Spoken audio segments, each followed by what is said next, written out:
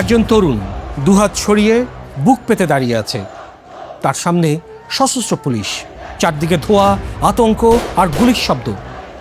চাইলেই সে দৌড়ে পালাতে পারত, কিন্তু সে পালায়নি। তার নাম আবু সাইদ। আরেকজন তরুণ ছুটে বেড়াচ্ছে তৃষ্ণার্ত মানুষের কাছে, হাতে পানির বোতল, মুখে শুধু একটি প্রশ্ন, পানি লাগবে? কিছুক্ষণ পর সেই কণ্ঠ চিরতরে থেমে যায়, আর তার নাম মীর মাহফুজুর রহমান মুগ্ধ। একজন বুক পেতে দাঁড়িয়েছিল, আরেকজন পানি হাতে ছুটেছিল। তারা কেউ অস্ত্র নিয়ে আসেনি, তারা এসেছিল অধিকার, মানবিকতা আর একটা সুন্দর বাংলাদেশের স্বপ্ন নিয়ে। কিন্তু তাদের রক্তে লেখা হয়ে গেল একটি জাতির নতুন ইতিহাস।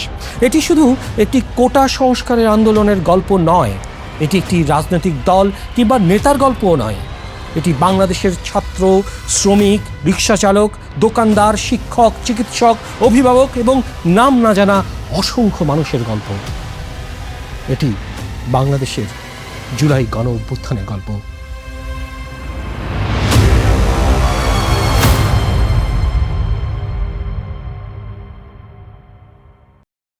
আসসালামু আলাইকুম প্রিয় দর্শক, আমি শাহরিয়ার আহমেদ আর আপনাদেরকে আবারও আমন্ত্রণ জানাচ্ছি মেকিং সেন্স উইথ শাহরিয়ারের আজকের পর্বে। 2024 সালের জুন মাস, বাংলাদেশের উচ্চ আদালতের একটি সিদ্ধান্তের পর সরকারি চাকরিতে কোটা ব্যবস্থা আবার আলোচনার কেন্দ্রে চলে আসে। তরুণদের মনে তখন একটাই প্রশ্ন, যোগ্যতার চেয়ে পরিচয় বড় হবে কেন? এই প্রশ্ন থেকেই জুলাইয়ের শুরুতে বিশ্ববিদ্যালয়গুলোতে আন্দোলনের শুরু হয়। শিক্ষার্থীদের দাবি ছিল পরিষ্কার, সরকারি চাকরিতে বৈষম্যমূলক কোটা ব্যবস্থার যৌক্তিক সংস্কার করতে হবে।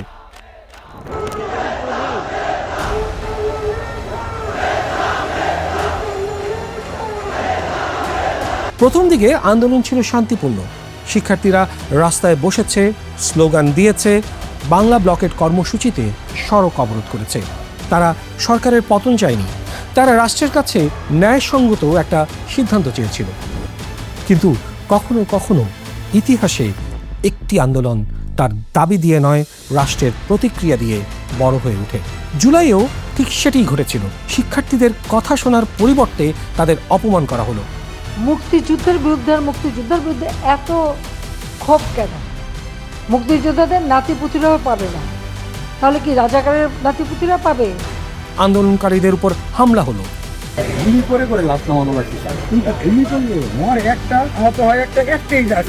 ক্যাম্পাসে ক্যাম্পাসে ছড়িয়ে পড়ল সংঘর্ষ।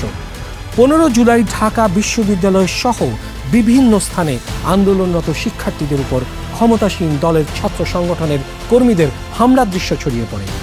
রক্তাক্ত শিক্ষার্থীদের ছবি মানুষের মোবাইল ফোনে পৌঁছে যায়। হাসপাতালের বিছানায় পড়ে থাকা সন্তানের ছবি দেখে বাংলাদেশের অসংখ্য মা বাবা বুঝতে পারলেন, এটা আর শুধু অন্য কারো সন্তানের লড়াই নয়, এটি তাদের নিজের সন্তানের লড়াই। এরপর আসে 16 জুলাই। রংপুরের বেগম রোকেয়া বিশ্ববিদ্যালয়ের সামনে দাঁড়িয়েছিলেন আবু সাইদ। তার হাতে কোনো অস্ত্র ছিল না, তিনি 2 হাত প্রসারিত করে দাঁড়িয়েছিলেন পুলিশের সামনে। সেই দৃশ্যটি ছিল যেন নীরব একটা প্রশ্ন, আর কত ভয় দেখাবে? এরপর গুলি করা হলো, আবু সাইদ মাটিতে পড়ে গেলেন। কিন্তু একজন আবু সাইদের পড়ে যাওয়ার সঙ্গে সঙ্গে সারা বাংলাদেশে যেন লাখো মানুষ উঠে দাঁড়ালো। তার মৃত্যুর ভিডিও ছড়িয়ে পড়ল শহর থেকে গ্রামে, ক্যাম্পাস থেকে বাজারে, ঘর থেকে প্রবাসে। মানুষ শুধু একজন তরুণের মৃত্যু দেখেনি, তারা দেখেছিল একজন নিরস্ত্র মানুষ তার বুক দিয়ে রাষ্ট্রের ভয়কে অস্বীকার করছে। সেদিন আন্দোলনের ভাষা বদলে গেল। কোটার হিসেবের জায়গায় মানুষের সামনে চলে এলো মানুষের জীবন। চাকরির দাবির জায়গায় উঠে এলো বিচার। আর শিক্ষার্থীদের আন্দোলন ধীরে ধীরে পরিণত হলো ছাত্র জনতার প্রতিরোধে। 18 জুলাই ঢাকার উত্তরায় আন্দোলনকারীদের মধ্যে পানি ও বিস্কুট বিলি করছে বাংলাদেশ ইউনিভার্সিটি অব প্রফেশনালসের শিক্ষার্থী মীর মাহফুজুর রহমান মুগ্ধ।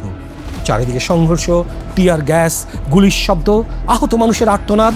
সেই ভয়ঙ্কর পরিস্থিতিতেও মুগ্ধ মানুষের কাছে গিয়ে জিজ্ঞেস করেছিলেন, পানি লাগবে?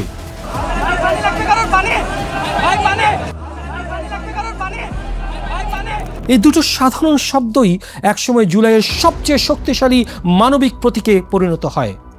কারণ বিদ্রোহ শুধু স্লোগানে তৈরি হয় না, বিদ্রোহ তৈরি হয় তখনই যখন গুলির মধ্যেও কেউ একজন আরেকজনের তৃষ্ণার কথা মনে রাখে। সেই মুগ্ধ গুলিবিদ্ধ হয়ে মারা যায় যে ছেলেটি কিছুক্ষণ আগে মানুষের হাতে পানি তুলে দিচ্ছিল। সে নিজেই আর বাড়ি ফিরতে পারেনি, কিন্তু তার কণ্ঠ থেকে যায়। এরপর দেশ জুড়ে ইন্টারনেট বন্ধ হয়ে গেল, মোবাইলের পর্দা অন্ধকার, যোগাযোগ বিচ্ছিন্ন, কারফিউ জারি করা হলো। রাস্তায় নামলো আইন শৃঙ্খলা রক্ষা বাহিনী ও সেনাবাহিনী। মনে হয়েছিল বাংলাদেশকে পৃথিবী থেকে বিচ্ছিন্ন করে দেওয়া হয়েছে, কিন্তু ইন্টারনেট বন্ধ করে খবরের গতি থামানো গেলেও মানুষের ক্ষোভ থামানো যায়নি। কারণ তত দিনে প্রতিটি পরিবারই কোনো না কোনোভাবে জুলাইয়ের সঙ্গে যুক্ত হয়ে যায়। কোনো মা তার সন্তানের ফোনের অপেক্ষায় ছিলেন, কোনো বাবা হাসপাতাল থেকে হাসপাতালে নিজের ছেলেকে খুঁজছিলেন, কোনো বোন সামাজিক যোগাযোগ মাধ্যমে ভাইয়ের ছবি দিয়ে লিখেছিলেন। কেউ কি তার খোঁজ জানেন? কোনো অপরিচিত মানুষ নিজের জীবনের ঝুঁকি নিয়ে আহত শিক্ষার্থীকে রিকশায় কিংবা মোটরসাইকেলে তুলে নিয়ে হাসপাতালে নিয়ে যাচ্ছিল। চিকিৎসকরা টানা কাজ করছেন।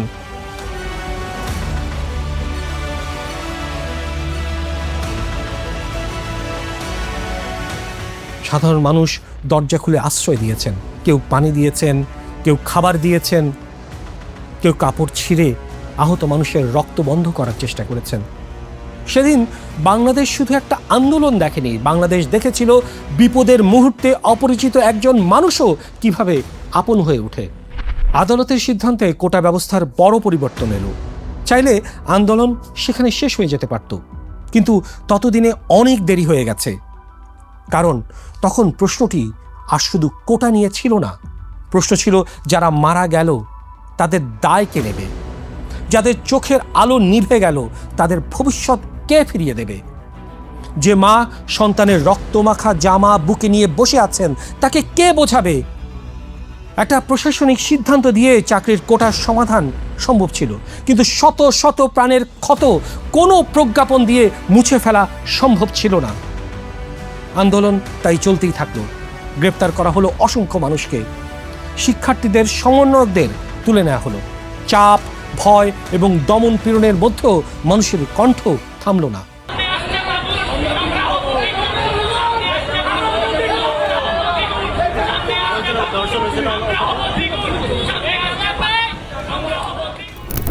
বরং প্রতিটি আঘাতের পর আন্দোলনে যুক্ত হলো নতুন মানুষ। পাবলিক বিশ্ববিদ্যালয়ের পাশে দাঁড়ালো বেসরকারি বিশ্ববিদ্যালয়, শিক্ষার্থীদের পাশে দাঁড়ালেন শিক্ষক, আইনজীবী, শিল্পী ও পেশাজীবীরা। রাস্তায় নেমে এলেন নারী, অভিভাবক এবং শ্রমজীবী মানুষ। একসময় পরিষ্কার হয়ে গেল এটি আর কয়েকজন শিক্ষার্থীর আন্দোলন নয়, এটি একটি জাতির জমে থাকা ক্ষোভের বিস্ফোরণ। তারপর এলো ৩রা আগস্ট। ঢাকার কেন্দ্রীয় শহীদ মিনারে মানুষের ঢল নামল। সেখানে ঘোষণা করা হলো এক দফা এক দাবি, সরকারের পদত্যাগ। বাংলাদেশের মানুষের জীবনের নিরাপত্তা, সমাজের ন্যায় বিচার প্রতিষ্ঠার জন্য আমরা এক দফার সিদ্ধান্তে উপনীত হয়েছি। এই সরকার কোনোভাবে আর ১ মিনিটও ক্ষমতায় থাকার বৈধতা রাখে না। পরদিন ৪ আগস্ট দেশজুড়ে সংঘর্ষ ও প্রাণহানির মধ্য দিয়ে কেটে গেল আরও একটি রক্তাক্ত দিন। এরপর ঘোষণা এলো মার্চ টু ঢাকা। তারিখ ৫ আগস্ট। কারফিউ ছিল, রাস্তায় গুলি চলার ভয় ছিল। মানুষ জানতো ঘর থেকে বের হলে হয়তো আর ফিরে আসবে না। তারপরও তারা বের হয়েছিল, কেউ জাতীয় পতাকা হাতে, কেউ সন্তানের হাত ধরে, কেউ হেঁটে, কেউ রিকশায়, কেউ ট্রাকে, কেউ শহরের বহু দূর থেকে ঢাকার দিকে ছুটে এসেছিল। সেদিন মানুষ যেন নিজের ভয়কে বাড়িতে রেখে রাস্তায় নেমেছিল। কেউ কাউকে জিজ্ঞেস করেনি আপনি কোন দলের, কেউ জানতে চায়নি আপনার ধর্ম কি। মানুষের একটাই পরিচয় ছিল, তারা বাংলাদেশের নাগরিক, আর তারা বাংলাদেশকে ভালোবাসে, আর তারা ভয় পেতে রাজি নয়। অবশেষে ৫ আগস্ট শেখ হাসিনার দীর্ঘ শাসনের অবসান ঘটে। তিনি দেশ ছেড়ে পালিয়ে যান। রাস্তায় নেমে আসে লাখো মানুষ, কেউ আনন্দে কাঁদছিল, কেউ জাতীয় পতাকা উঁচিয়ে ধরছিল, কেউ অপরিচিত মানুষকে জড়িয়ে ধরেছিল।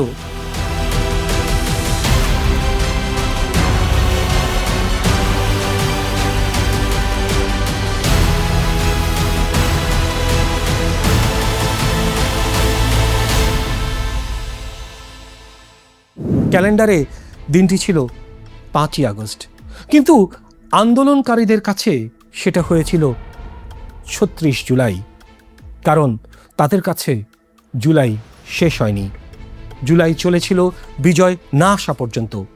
কিন্তু এই বিজয়ের মূল্য কত? সরকারি স্বীকৃত তালিকায় 8 শতাধিক শহীদের নাম রয়েছে।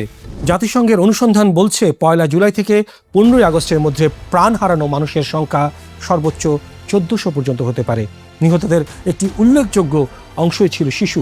হাজার হাজার মানুষ আহত হয়েছেন, কেউ চোখ হারিয়েছে, কেউ হাত কিংবা পা হারিয়েছে, কারোর শরীরে আজও রয়ে গেছে অসংখ্য ছড়াগুলির নিশানা। কেউ আর নিজের পায়ে কখনো দাঁড়াতে পারবেন না। যে আমার পায়ের পাতা আছে এরকম একটা অনুভূতি হতো, কিন্তু আমি যখন হাত দিতাম তখন থেকে আমার পায়ের পাতা নেই, এরকম একটা প্রচুর অনুভূতি হতো। আমি অনেক কান্না করতাম। এই ব্যথার চেয়ে আমার ওই অনুভূতিগুলো আমার বেশি হতো, যে আমার পা আছে, আমি যখন হাত দিই তখন থেকে আমার পা নেই।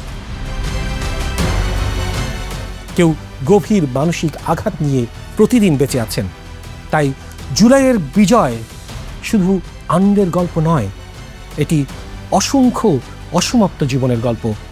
এটি খালি পড়ার টেবিলের গল্প, সন্তানের ছবি বুকে ঘুমিয়ে পড়া একজন মায়ের গল্প, পরিবারের একমাত্র উপার্জনক্ষম মানুষটিকে হারানোর গল্প, একটি ঘরের গল্প, আর সেই আহত তরুণের গল্প যে হয়তো এখনো জানালার বাইরে তাকিয়ে থাকে, ভাবে দেশের জন্য নিজের সব কিছু দেওয়ার পর দেশ তাকে কি মনে রেখেছে।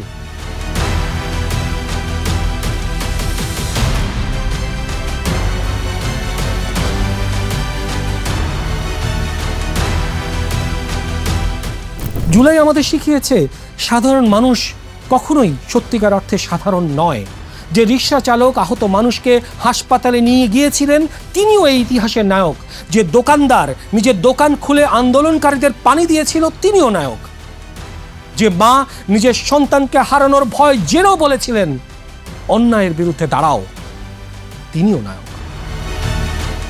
যে চিকিৎসক ঘুমহীন রাত কাটিয়ে আহতদের চিকিৎসা করেছেন তিনিও নায়ক।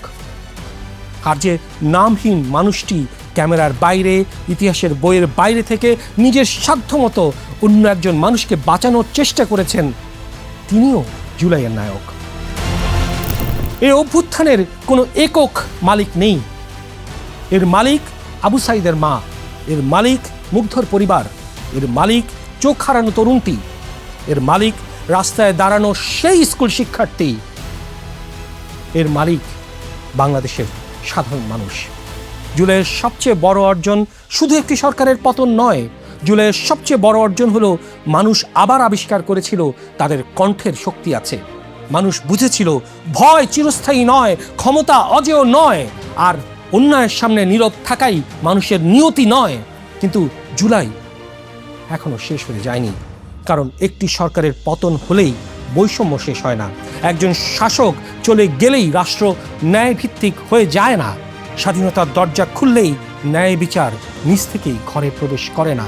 জুলাই তখনই পূর্ণতা পাবে যখন প্রতিটি হত্যার বিচার হবে, যখন আহত মানুষটিকে করুণা নয় মর্যাদা নিয়ে বাঁচাতে পারবেন, যখন কোনো মাকে আর সন্তানের ন্যায্য অধিকার চাইতে রাস্তায় নামতে হবে না, যখন রাষ্ট্রের কাছে দলীয় পরিচয়ের চেয়ে নাগরিকের জীবন বড় হবে, যখন ক্ষমতায় যেই থাকুক মানুষ প্রশ্ন করতে পারবে ভয় ছাড়া।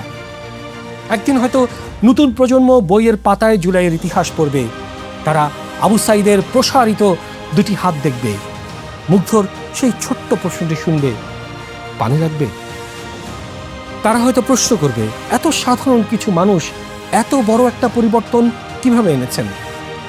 তখন উত্তর হবে তারা কেউ অসাধারণ ছিল না, তারা আমাদের মতোই মানুষ ছিল। তাদেরও স্বপ্ন ছিল, তাদেরও ভয় ছিল। পার্থক্য শুধু এটুকুই, তুমিও মানুষ, আমিও মানুষ, তফাৎ শুধু শির দাঁড়ায়। তারা দেশের ভবিষ্যৎকে বড় করে দেখেছিল। সেই কারণেই জুলাই শুধু একটি মাস নয়, জুলাই একটি সাহসের নাম, জুলাই একটি অসমাপ্ত প্রতিশ্রুতির নাম, জুলাই সাধারণ মানুষের অসাধারণ হয়ে ওঠার নাম। আর জুলাই আমাদের মনে করিয়ে দেয় মানুষ যখন ভয়কে জয় করে একসঙ্গে দাঁড়ায় তখন ইতিহাস আর ক্ষমতাবানরা লেখে না, ইতিহাস লেখে সাধারণ মানুষ। আশা করি এই এপিসোডটা আপনাদের ভালো লাগবে। যেখানে থাকবেন সুস্থ থাকবেন, সুন্দর থাকবেন। দেখা হবে পরের ভিডিওতে। ততক্ষণ পর্যন্ত keep making sense with Shahriar. ধন্যবাদ আপনাদের সবাইকে।